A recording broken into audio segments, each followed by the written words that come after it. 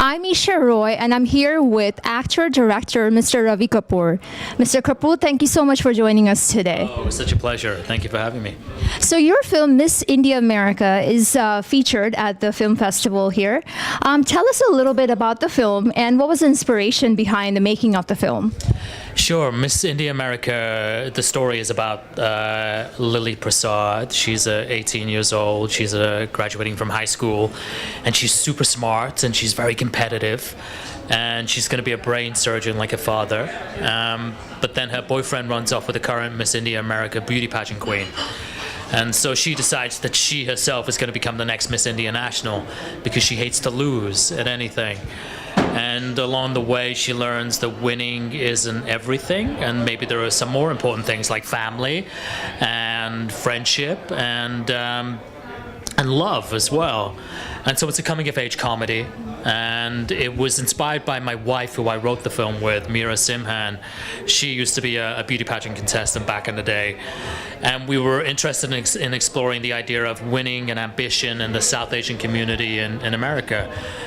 Because I think you meet a lot of second-generation South Asian people who are very, very driven, and they are very high achievers as well. And you kind of wonder, what is the trade-off with that ambition?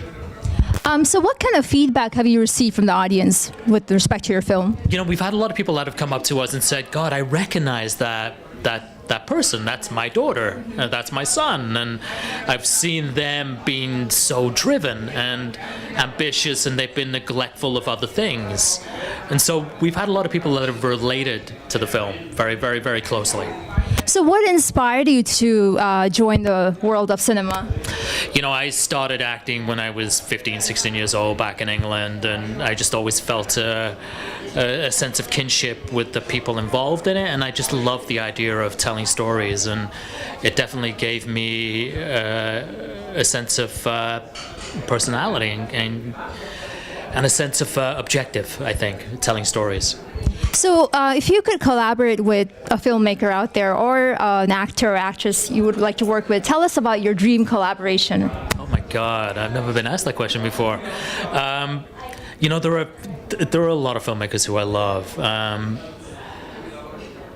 There's a filmmaker who's done some very interesting films.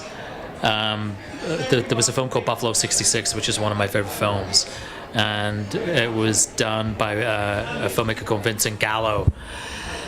And he's a crazy filmmaker, and he's done some terrible films and some amazing films. He's somebody who I would love to work with. Okay, and so tell us something about your upcoming projects. You know, right now it's all about writing, where both me and my wife are working together again and working on a TV pilot and developing some features. So it's all still to be developed. Okay, and you know, there's a lot of young Indian American aspiring filmmakers who want to make their mark known.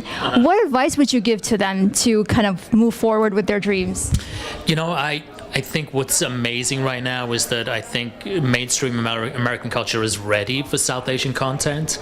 And so I would say tell your own stories, because if you look at television and you look at film, there is not only a market from South Asians themselves, but I think white America is very much more interested in hearing new points of view. So my advice is tell your own stories. We need to hear them.